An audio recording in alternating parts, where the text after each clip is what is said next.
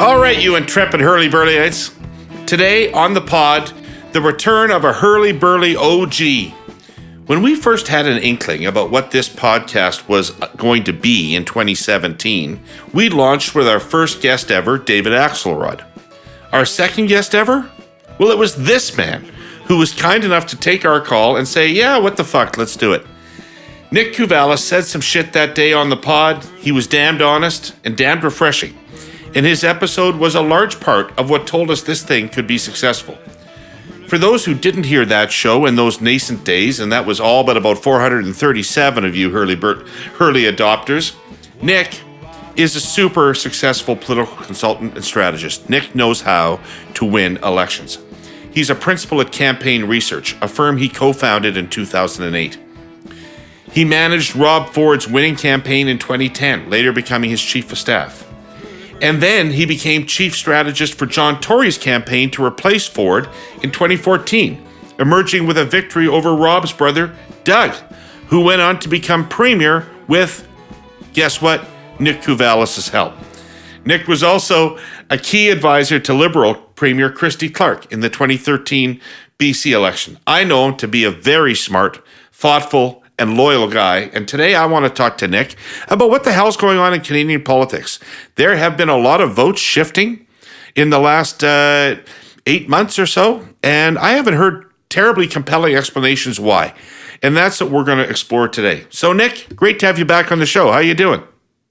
Great. Thank you for having me back, and nice to see you again.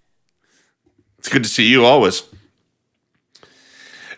So let's get right into it. So there have been, as I said, votes moving over the course of since last summer.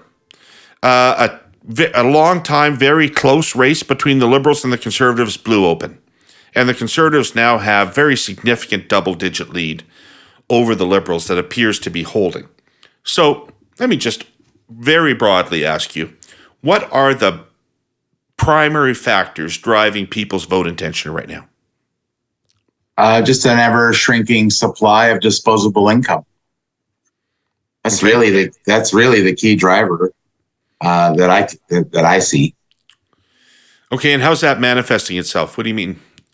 Well, I mean, some people will say it a different way, but people just have less extra money to spend, or less money to save, or they're not saving, they're spending their savings, and that's just grinding on people. And I think you might appreciate this. I told this story yesterday in Toronto, but I haven't really told anyone other than Corey tonight, and then a group of people yesterday.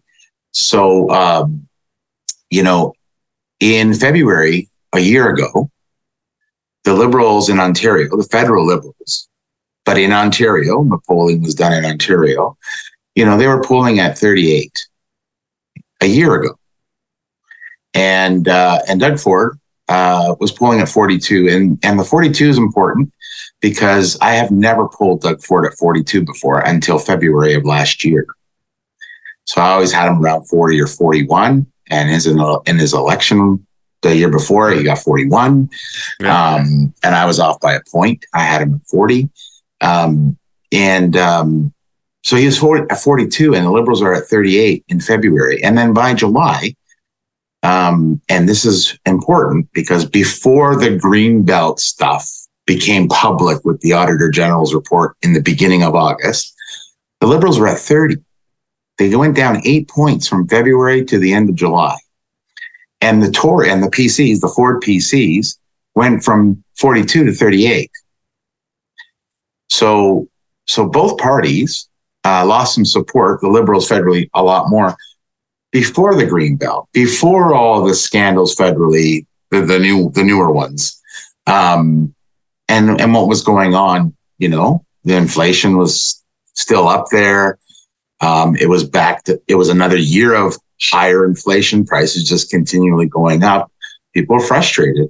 And so that's what I think it was happening. Now, I've done some research nationally, and I just don't do it as often as I do it in Ontario. But I do think that that's what's driving. Right. And this lack of disposable income, Is this a recent phenomenon driven by high interest rates and high inflation, or is this something that's been building over time? Well, I mean, I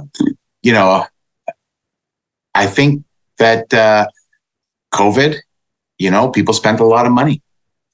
Some people even thought it might be the end of the world, so they were spending new couch, new bed, new fence, and so that because they wanted to spend the money and upgrade all these. So everyone was, and interest rates were low, right? And so people were borrowing if they had to borrow. And then we came out of COVID, and everyone's got a brand new computer, an expensive one, a $3,000 smartphone or a $2,000 smartphone. Bell satellite, Netflix, this and that. Everyone's just spending a lot more money. And so people are used to spending a lot. People like to have all the nice things here in Canada, in the Western society. They all like to have the nice things. I saw this play out in Greece in 2008, 2009, and until now. And, in Greece, so half my mom's side of the family, all my cousins are university educated. And my dad's side of the family, all my cousins didn't go to school. They're all general laborers. And so the cousins who had better jobs and more money have downsized in 15 years. They went from a 3-bedroom condo or a 3-bedroom house to a 2-bedroom house. They went from 2 cars to 1 car, or from 1 car to no cars. And the poorer side of my family, they are used to being poor. And it's been really hard for them at certain points. And things in Greece are finally starting to turn around now, the last couple of years. Right. But we didn't experience that here. Right. That kind of retrenchment of our expectations. Right. So what do you think was the trigger for the collapse in Liberal support that's occurred over you started seeing it last spring, I guess, in Ontario? Yeah, I think the Liberals have gone to 3 elections, and eventually people get tired of the current government. We saw that with Harper. That happens, and so that's part of it. I think people are having a hard time making ends meet, and they're frustrated.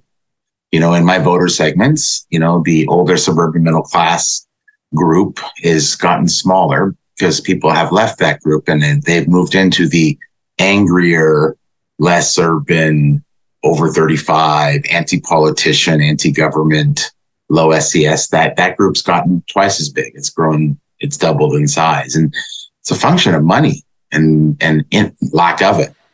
Right. So if that's the case, why doesn't the NDP benefit more than it does from a collapse in Liberal support? Why does it go to the right of the spectrum instead of to the left of the spectrum? Well, that's a great question. In Ontario, when the Liberal support collapsed, the NDP went up. Federally, that's not working. And Jagmeet Singh just hasn't been able to do it. I really think I think it's a leadership problem that they have. A leadership problem, not an ideology problem. Well, what is the NDP ideology? It's hard to even know. It's hard to like from Jagmeet's perspective. I know what I think it is and what they should be focused on to do better, but they're not. So I think the NDP has kind of lost its way federally. They have a leadership problem. Well, let's just take an idea that they are proposing right now. So I presume that people that are voting for Poilievre hope that they'll pay less in taxes. Certainly they won't pay the carbon tax. Maybe he'll cut other taxes. But that's the kind of, gestalt you get from him. And the NDP are pushing things like pharmacare and dental care. So when you are struggling financially, why are you more interested in a tax cut than you are in free drugs and free dental care? No, but I mean, I don't need dental care and I don't need health care, pharmacare. I don't need it, so I don't think about it. I have those benefits. I go to the dentist. It's covered by my plan. So I don't think about it like that. And I think a lot of Canadians have a plan for that stuff. Right. Okay. So it's appealing for the people that aren't covered by something, but most people, it's just a lower priority because they don't think it's going to apply to them or they don't need it. Yeah. And then you look at that group of people that do need it and have heard about it and are thinking that they hope the government does it. And do they pay enough attention to recognize that this is Jagmeet Singh and the NDP? Or is it the Liberal? Like, do they even know? Do they vote? And so I don't think it's enough. When you think about how many of those people there are that actually are paying attention and vote, probably not enough to move the needle.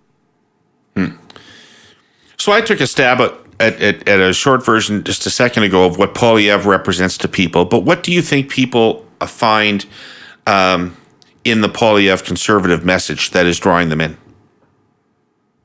The guy works hard and he's like, saying things and he's connecting with people on a host of issues. I know I don't want you to fucking laugh at me, but like I see hope when I look at him, right? Hope for a better future, for a better Canada, right? For a stronger Canada, both economically, militarily, the justice system being better. Right. His numbers are not as good as the party's numbers. Why isn't he more popular? I think his numbers are pretty good. His own numbers. So I think that, when you look at someone like Justin Trudeau or Doug Ford or I guess, and maybe Legault, only 4 or 5% of people would say they don't have an opinion. Right. Everyone else seems to know enough about those people to make a choice whether they think they're doing a good job or a bad job, or if they have a favorable or unfavorable view of the person. But with respect to opposition leaders, there's a whole whack of people that don't know yet. So if we take those people out and we just look at the people that like him or don't like him, he's winning that fight. He's doing pretty good. About even, isn't it, between approval and disapproval? I think his approval is better. Yeah, I think his approval is a little bit better than even. Right. Yeah. How do you think his hard edge works with people? Do people find it appealing, or is it off-putting, or are there differences between who finds it appealing and off-putting? I'm interested that there's a gender gap with him, as there generally is with conservatives, but there is one with him. But like yesterday, take something like he goes after Trudeau and calls him somebody who spent most of his life engaging in horrible racist activities. Very hard thing to say.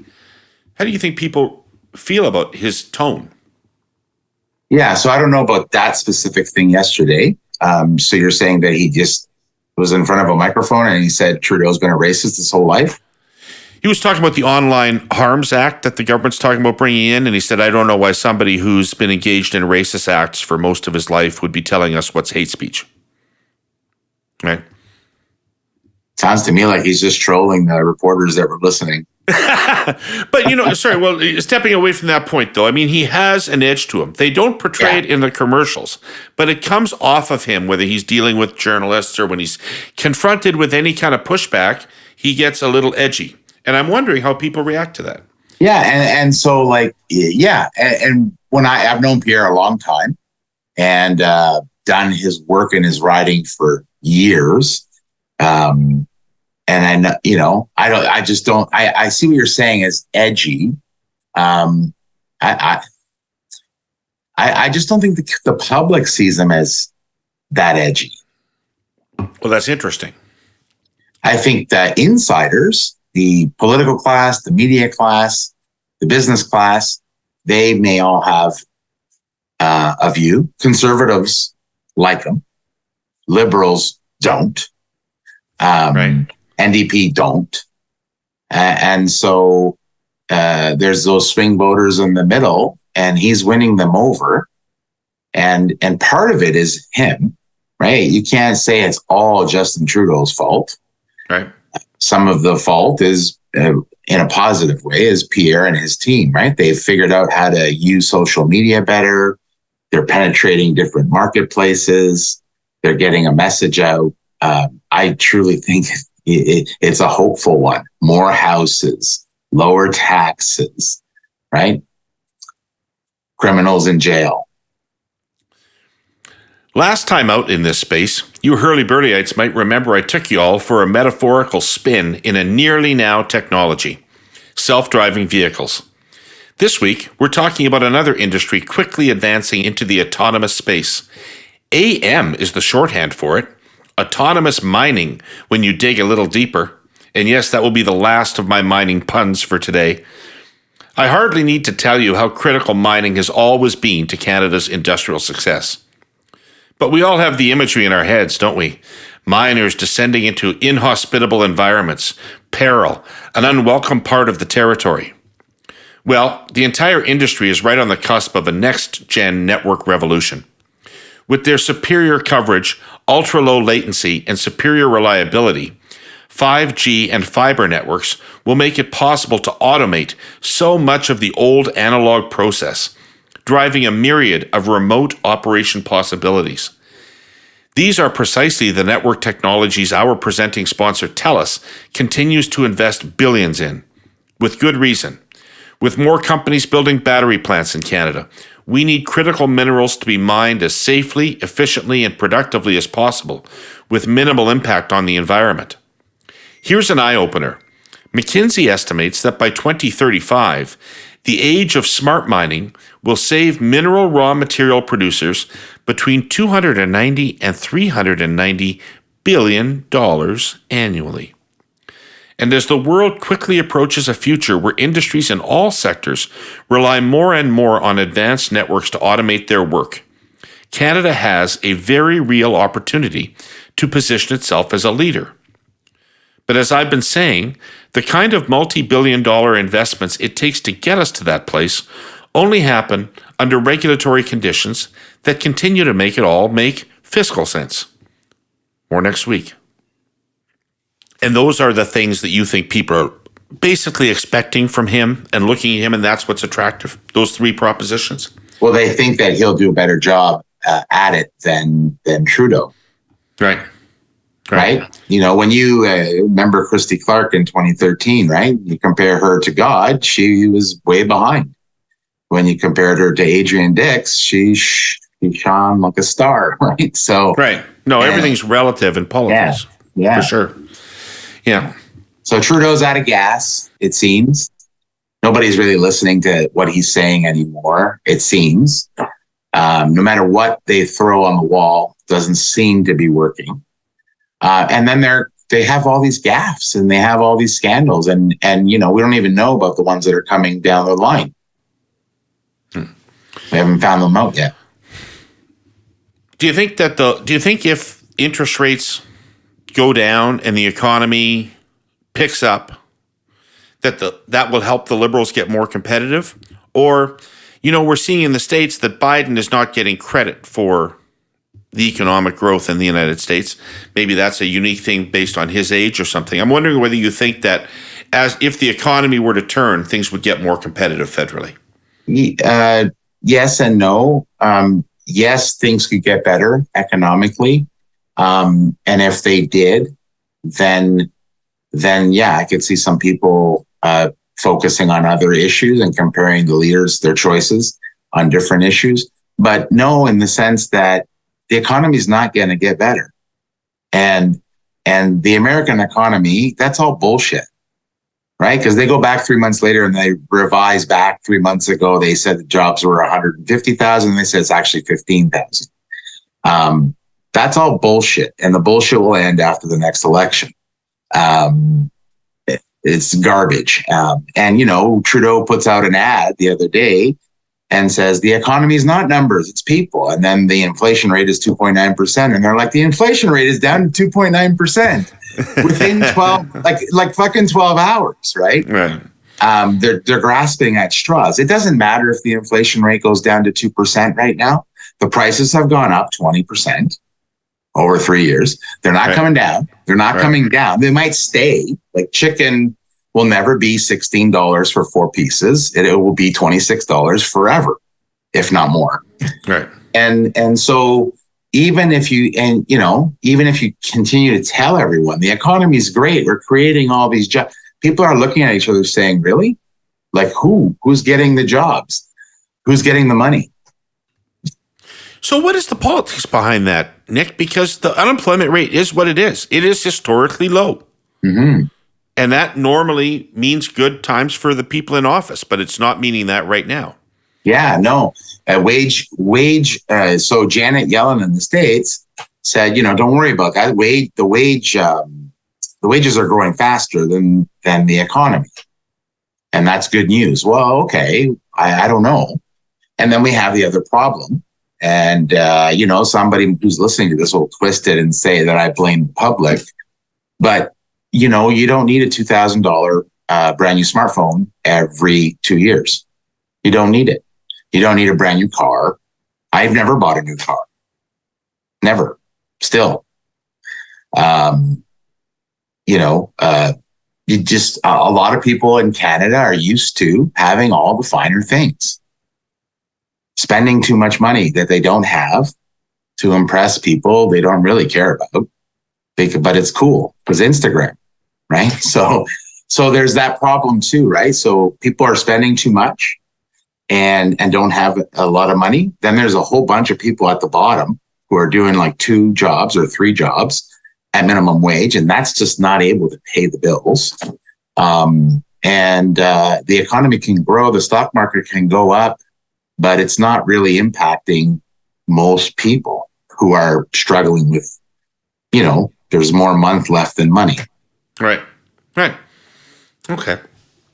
Well, that takes me, I guess, to, one of the interesting phenomenons in this is that the Conservatives are looking like they're going to flip seats from the Liberals in suburban Canada, for instance, or in the GTA around Toronto and in the lower mainland of British Columbia.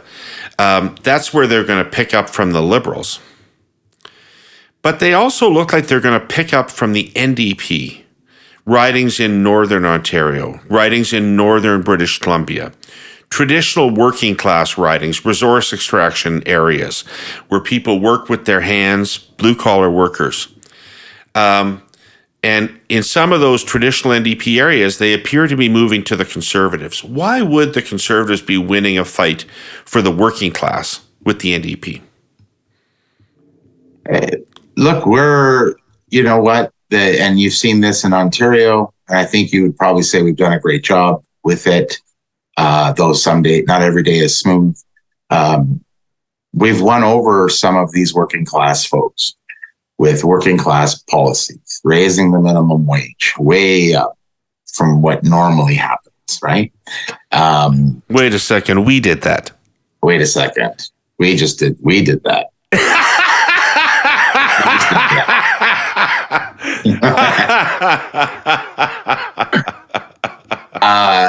Hey, you know what? Whoever wins gets to write history, as they say. So there's that. There's the skilled trades stuff. So private sector unions, right? When I look at the splits, they've really come over to the Conservatives, and Pierre's speaking to those people, right? He's talking to those people. He's saying, we get you more support. We get more people into the trades, right? And that message is penetrating, and there's still quite a stigma out there. Should I go to university? Should I go to trade school? Right. It still exists, and I think the Conservatives across the country have done a good job not looking like, two of my kids are into skilled trades. The first one, who's back at school, university, doing his master's in mathematics, I have said to him 10 times, let's get you into a trade, right? Anytime you're ready to go, let's go. So I think we just view it a little bit differently now. Right. So there's a trendy name out there for speed, particularly in baseball. Cognoscenti used the term velo a clunky abbreviation of velocity. There is the velo of the pitched ball, which can come at the batter faster than 90 miles an hour. And there's the velo of the ball, once it cracks against a well-swung bat and abruptly changes direction. Velo is tracked by special radar, and baseball fans track the stats obsessively. You can go look it up. Pitchers are criticized when their velo drops by even a minuscule amount over a season. And it's not just baseball. Velo is a thoroughly modern metric. Our sponsor, CN, carefully monitors the velocity of its trains, although, freight trains and baseballs are different things measured differently. In train parlance, velocity means the number of miles a train travels in an average day. The faster, the better. But boosting a train's velo doesn't mean stepping harder on the accelerator. You can't just do that. There are speed limits. Rather, it means ensuring there are fewer unnecessary pauses or slowdowns along the route, that lower priority trains have been shunted off to a siding to allow for quick passage, that the train spends less time sitting needlessly in stations, that all the train's navigational and safety systems are inspected and running perfectly. And of course, there's the big one, making sure the train leaves the station on time every time, period. Simple, right? But huge and crucial. CN has been relentlessly focusing on all those things in the past couple of years, and their train's velo is higher than it has been in many years. That means reliability, and reliability makes everybody happy. Shippers, customers, shareholders, investors, and CN's railroaders themselves.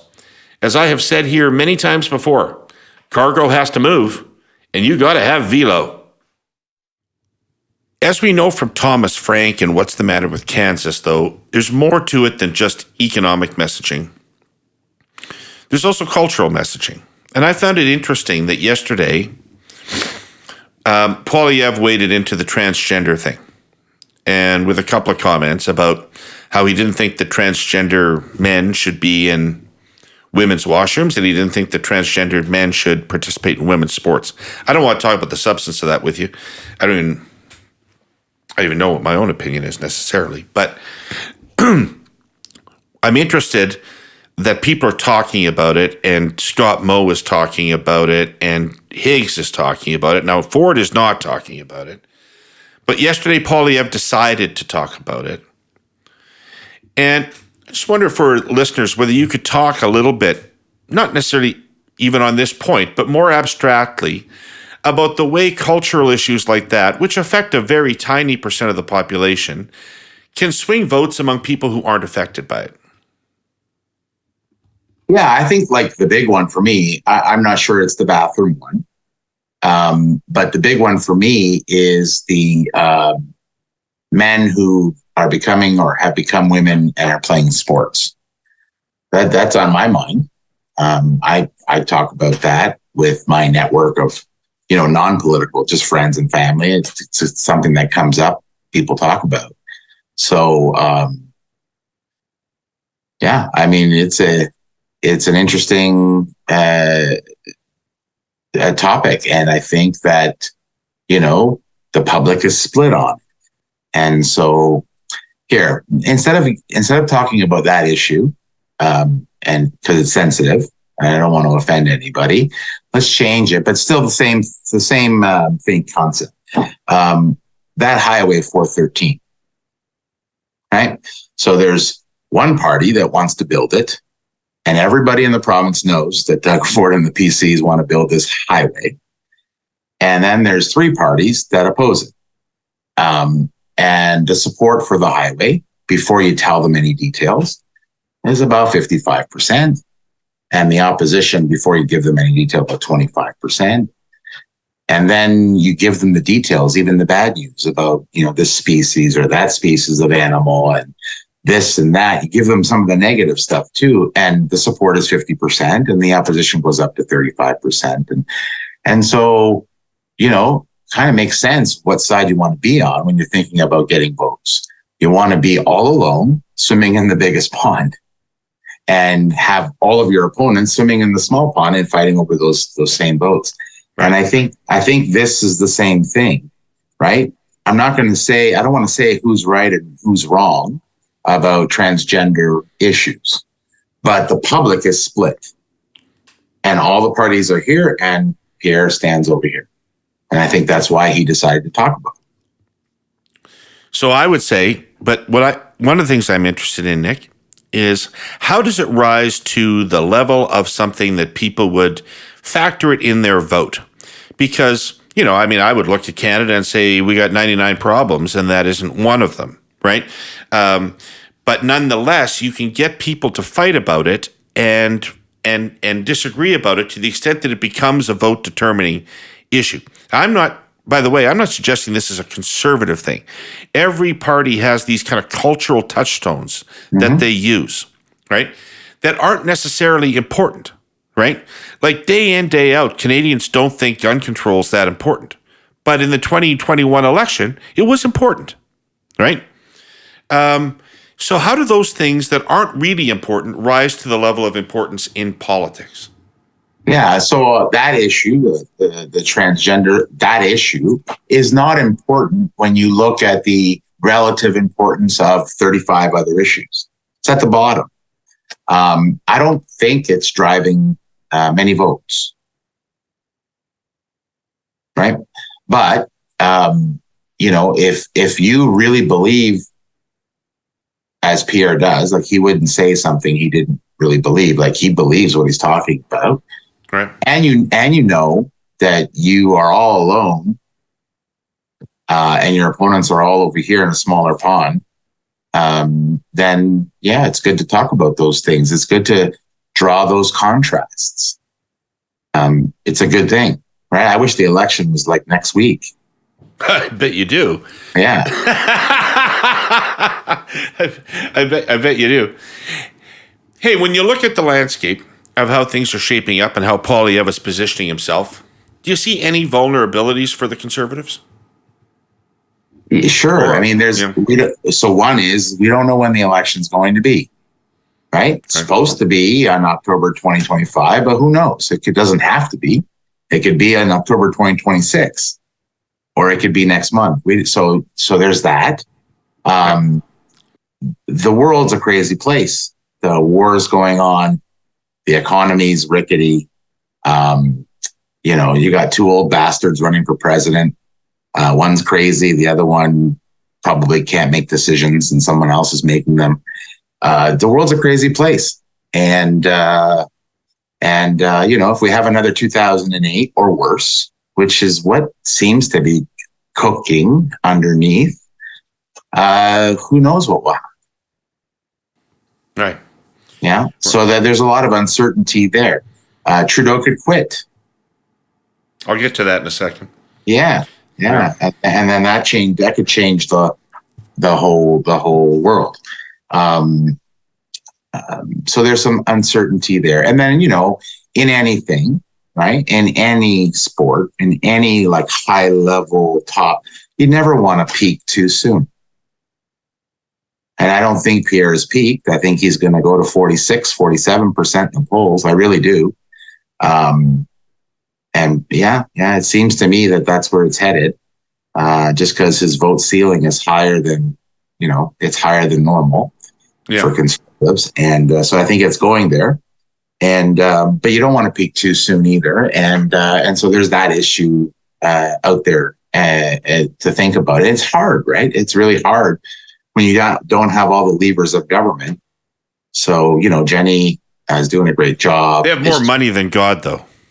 Well, they have money. I don't know about more money than God. There's never enough money, right? We can find ways to spend that money.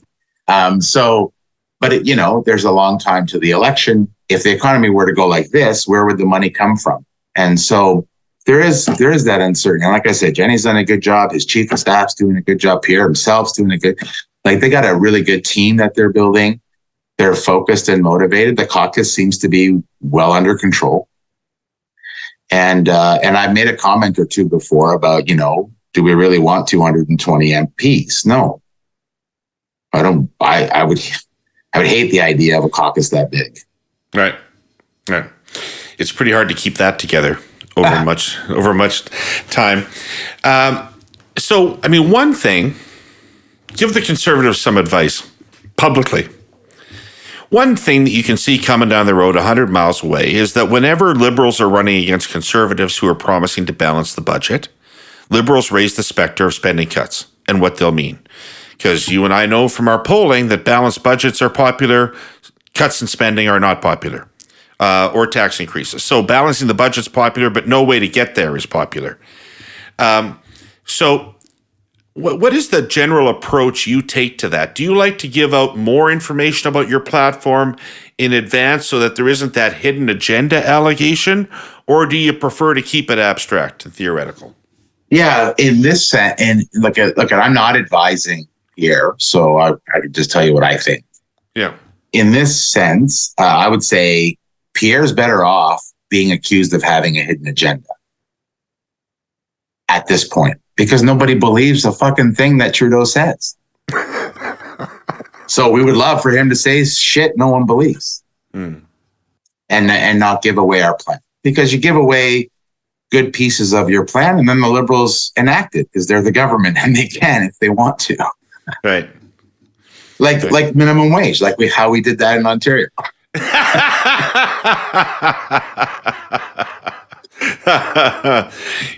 Oh my God. So you talked about Trudeau quitting. What change what impact do you think a change in Liberal leadership would have? I don't know. I mean, if you guys, I wouldn't even put you in this category because you wouldn't do this, but some of you guys, some people on your team would want Melanie Joly to become prime minister. Well, that would be stupid, in my view. She's very popular in Quebec. Okay, great. How many seats are in Quebec? Well, we need 40.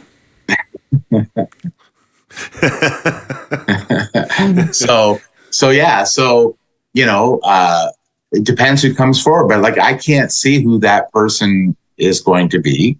You don't see anybody with any juice? Well, lots of people could have juice, right? Because when you got the Canadian media carrying your water for you, you can fucking do anything. Come on. Oh my God. If you guys switch leaders, if you guys could actually get Trudeau's ego to a place where 18 of you could wrestle it down, if you could get him there and beat him up, and got a new leader, oh, fuck, the Canadian media would just be lining up, right? They'd be shining their boots and their belt buckles, coming to work. National Post, Toronto Sun. Huh? National Post, Toronto Sun.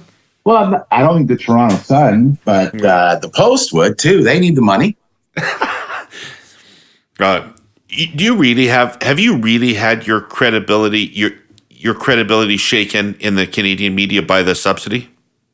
Does that really affect your thinking about media? I just watch how they jump on issues, and it's not a great business. A lot of good talent has left the business. Right.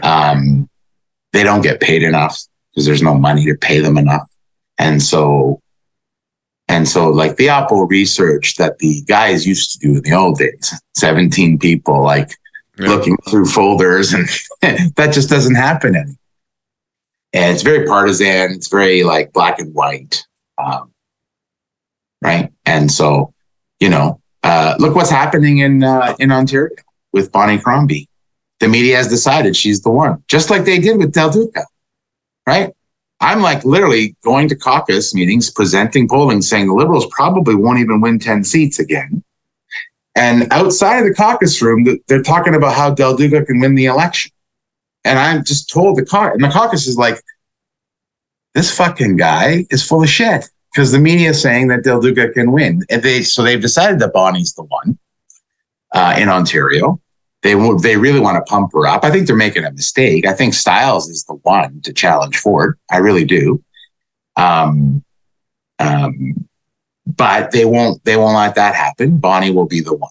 And that makes the challenge. And unfortunately for Bonnie Crombie, Trudeau's anchor is just so big and heavy, and she's going to have a hard time getting over 30. Okay.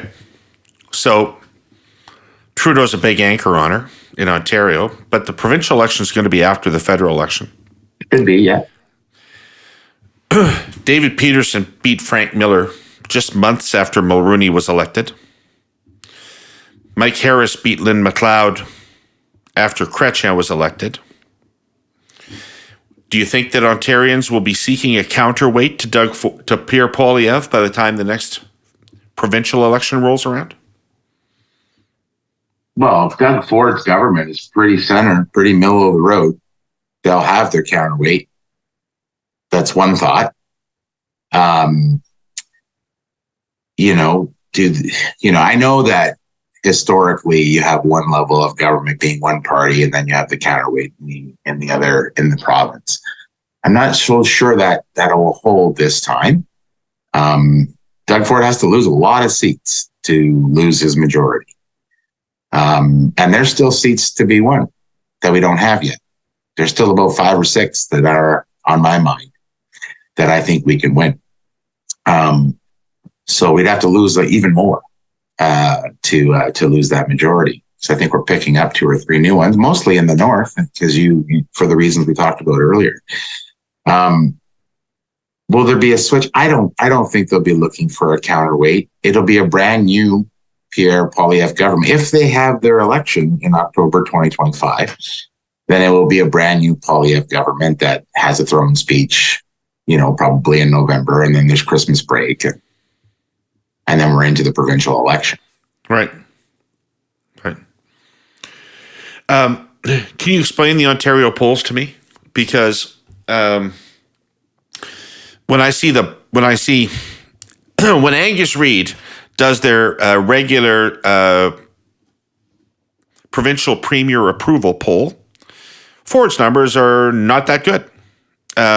Toward the bottom of the premiers, 30-something% approval, rating high disapproval. The disapproval numbers, when I see polling on individual issues, the disapproval numbers on big issues like healthcare, et cetera, are huge. And yet he leads in the polls. Mm-hmm. Why? Because the issues that people care about is who's protecting, growing the economy, who's rebuilding the economy, who's creating jobs, who's going to keep my taxes low. Those are the things that are really driving a lot of the voters. I don't think, I know in the bubble, people are like, oh my God, this Greenbelt scandal. But the fact of the matter is, we were at 38 before the Greenbelt stuff became public. We're still at 38. Right. And maybe 37, right? Maybe. Because I don't want to say 38 100%. I just had a poll come out that said 37. The Liberals are at 27. And a week or two ago, they were at 28 in Ontario, Bonnie and the Liberals. So about 27, 28, 37, 38. So we've actually lost some older women, especially around Mississauga. Right. And we've gained some younger people because of all of the moves he's trying to make on housing. So, the Greenbelt, unless there's additional news to come out of it, probably is a spent political force. Healthcare doesn't seem to me that, though. Healthcare seems to me like that could take off in a provincial context. Do you not worry about that? Yeah, I hope it does, but when Windsor West? We're building a hospital in Windsor, a new mega hospital. No, but overall, the government is not seen as having done well on healthcare, and healthcare seems to me the kind of thing that's bubbling up to be a vote-determining issue. So I don't think it's a vote-determining issue.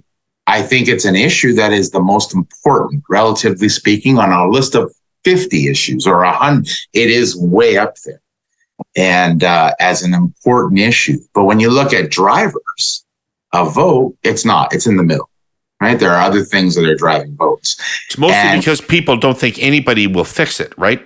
That's right. That they don't think anybody can fix it, right? So Bonnie Crombie's fancy scarf isn't going to fix the healthcare system. Right. Now you've got some. Was that edgy enough? I don't know. That was it. Sure. Okay. Absolutely. Sure.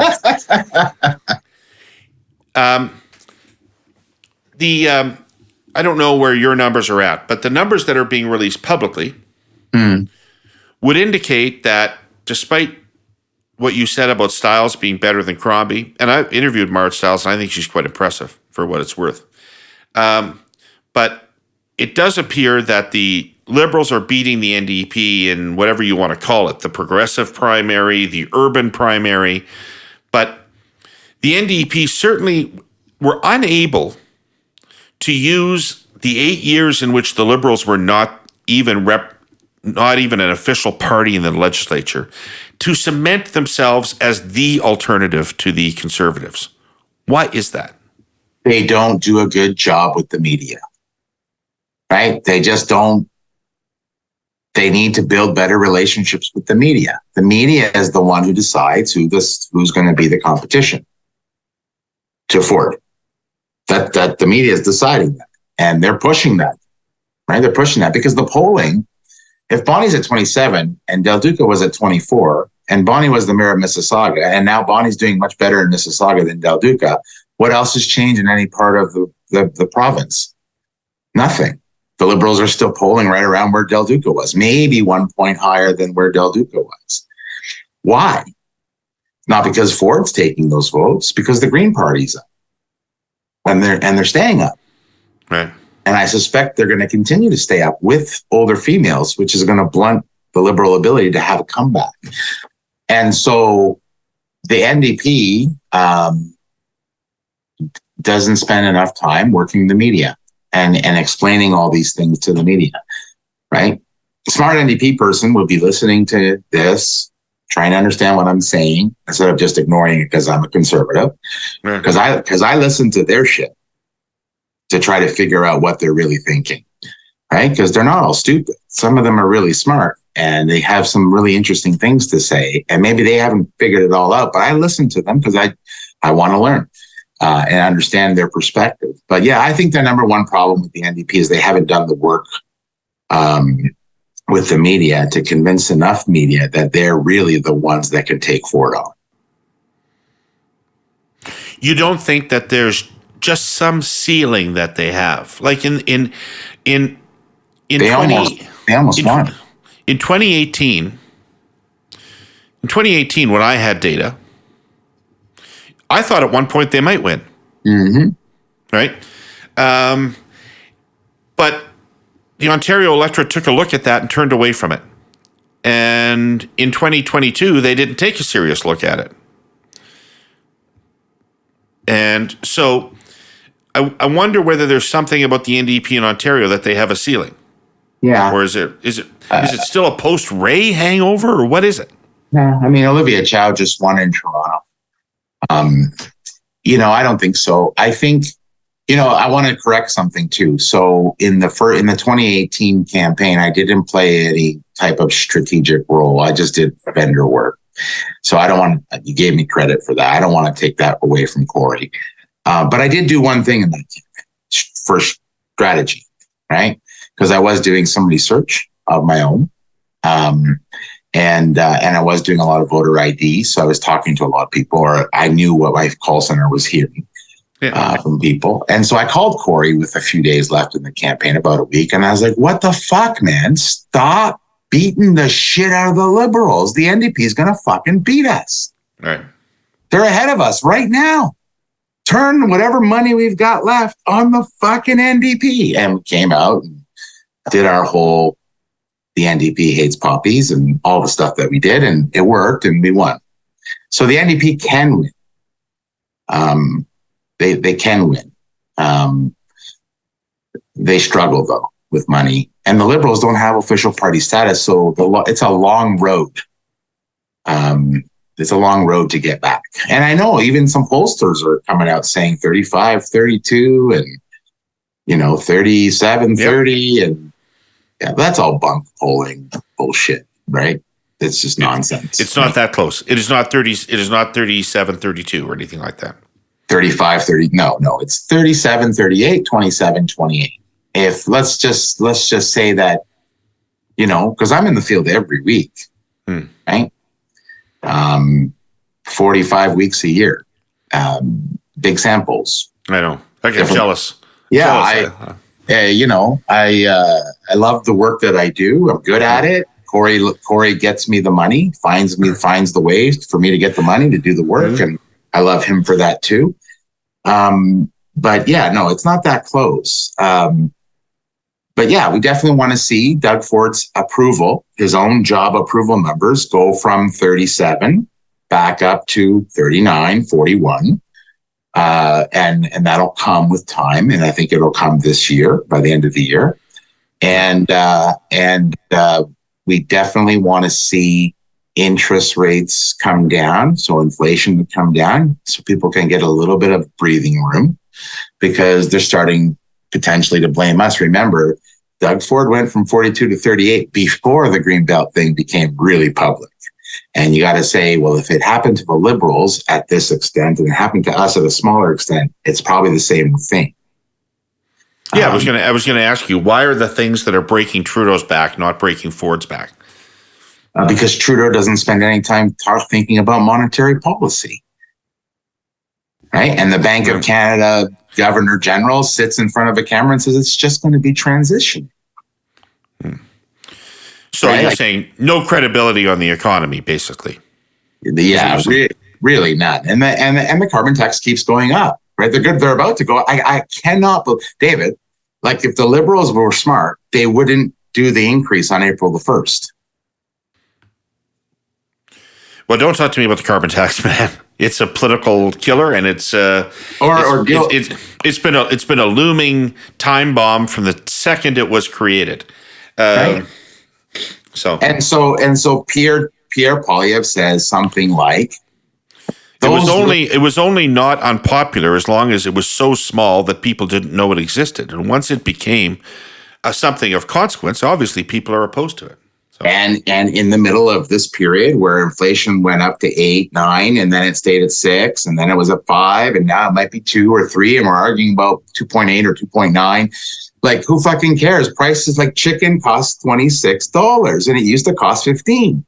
So people, like a lot of people, aren't eating chicken anymore. They're just not. And then the food banks, and so, but here's the thing that really has got me this past few days. Poilievre says something like, the Justin Trudeau Liberals are taking billions and billions of your dollars to give it to these wealthy companies to build electric vehicles that nobody wants. He says that. And the Trudeau Liberals will respond saying, if we can land these deals here, we can build a generation of really high-paying jobs. And the tier 2 and the tier 3 and the multiplier effect, 7 times for every one job, you get 7 more in the auto sector. They'll make those arguments. And then their fucking minister stands up and says, we're not going to support any more roads or highways. Right. And 2 days later, the biggest fucking lobster you could find is being shoved into that fucking other guy's face on the other side of the world. Right?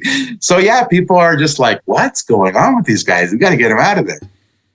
What are the politics of the EV plants? Leaving aside the politics of Guilbeault, which has been extensively curated on the curse of politics. What are the politics of those EV plants? Are they, because I can see them going either way. I can see people seeing them as a strategic investment in the new economy and bringing lots of jobs, or I can see people seeing it as corporate welfare. Well, at the end of the day, right? It is easy to make the following argument. This is my argument, right? My argument is this. Perhaps everybody went a little too far with this whole every car on the planet will be electric like tomorrow, or in no more natural gas by 2030 and those kinds of things. But at the end of the day, demand for electric cars around the world will continue to be at a certain level. Somebody's going to build those cars. Why not us? Why not us? When we've been building cars in this province forever, we have the lithium, the coal, we have all the stuff up north, right? We know how to build highways, and we have lots of people who want to drive trucks, and we know how to put the shit on the trucks and drive it to the factories, which are all in Southern Ontario, right? And then we can build the batteries and build the cars and then sell those cars to the Americans. Some people will pay for them and buy them. Right? It's not like we're building all those cars to replace all the gas cars in Canada. So that's the argument. Like I worked at Chrysler in 1999. So what's that? 24 years ago. Okay. And in 24 years ago, my starting salary was $34 an hour. 5 years ago. That's what I was making when I started at Chrysler after my 90-day probation. So, I don't know what those guys are making today, but I got to believe it's $150,000 a year. Plus great pension, great benefits. Those are good jobs. I think they're not as good as the one you had, because I think they introduced a 2-tier pay structure, didn't they? A 2-tier pay and benefit structure. And I think people that came after a certain point made less.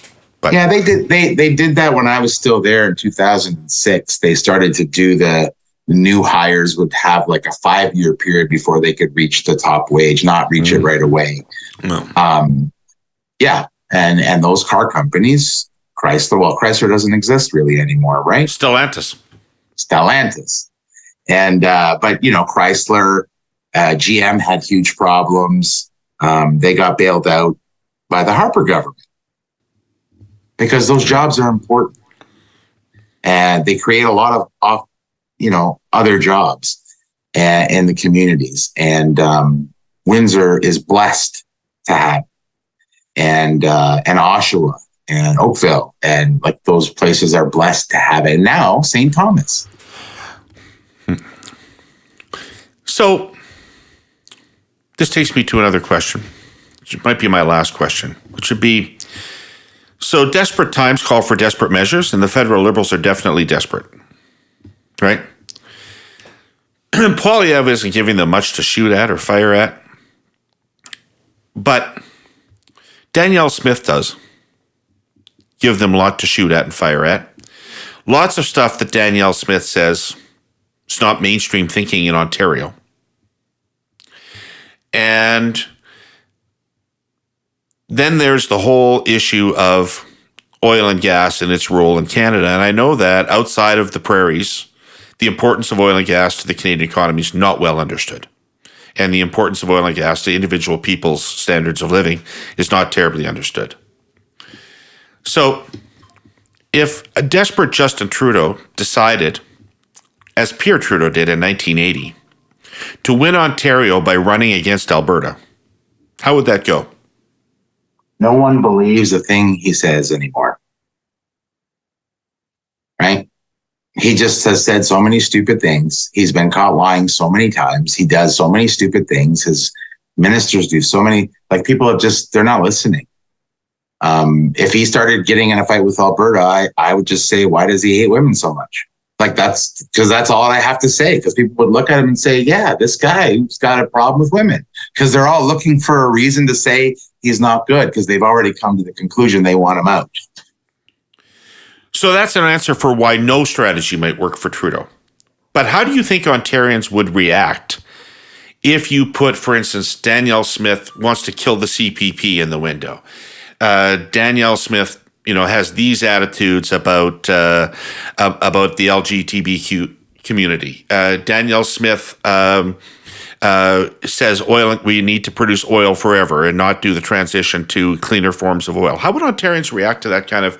And Pierre Poilievre is from Alberta, and he stands with her, and he's just like her. Mm-hmm. Does that message have any juice in it? No, it'll hurt him more. It's desperate. Why? It's just desperate. It's desperate because Pierre Poilievre is a smart guy, and he's going to say that fucker Putin, right? He cut out. They're not giving the gas anymore to Germany, and we could be giving it to them, but no, they're fucking buying it from Qatar, who's housing the leadership of Hamas. So our gas is ethical. Our oil is cleaner. Our processes are better than all of these fucking countries, and we should be making it here and create good jobs for the people of Western Canada. That's what he'll do. I'm not sure people in Ontario think that about the oil and gas industry, though. They went for the drill baby drill to build the EVs here. Like they went for the let's mine the shit out of the north and get all this shit out of the ground and get rich. They went for that. Right. It's different. It's different. Yeah. Okay. I don't know. They got to find a target somewhere. You got to run against somebody, right, Nick? Yeah. No, Trudeau's got a big problem. And the best solution for the Liberal Party of Canada is for him to just resign. That is the best solution for the Liberal Party of Canada.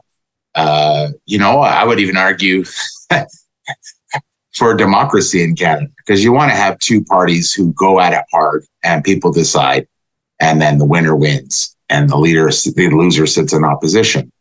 They're going to get trounced. You thought it was bad for Kim Campbell? That's what I think is happening to the Liberals. It's going to get bad.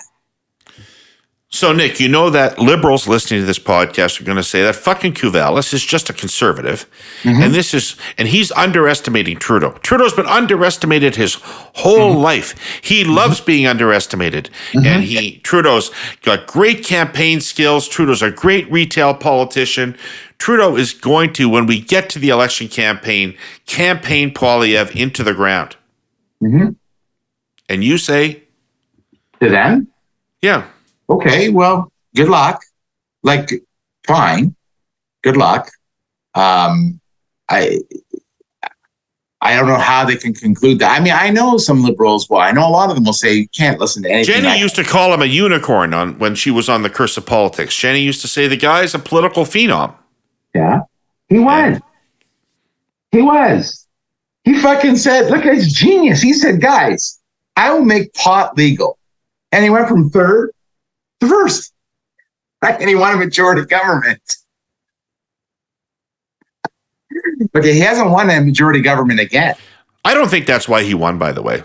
I think he won because people liked him a lot more than they liked Mulcair.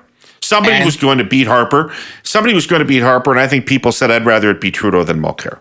Yeah, look, Mulcair was a problem, but I'm going to make marijuana legal. It's not going to be criminal anymore. That was great, right? Oh, it was good. It was a good idea, but I don't think it explains the victory. Yeah. I do. I think it's a big reason why he had a chance, because he was in third. People who hated Harper will go with whoever they had to go with to beat Harper, and that was Mulcair. Right. All of a sudden, Trudeau was back in the game, and you know what? He was a phenom, and he was a good politician, right? I mean, look at him. He's 6'5" and good looking, and got a great smile, right? He's just a dummy though, and everyone's figured it out now. All right. Nick, thanks for this. This was great. And this is and I'm sorry, I'm going to apologize. I'm sorry, because you're going to take a lot of shit from the Liberals for doing this podcast with me. I know you don't give a fuck.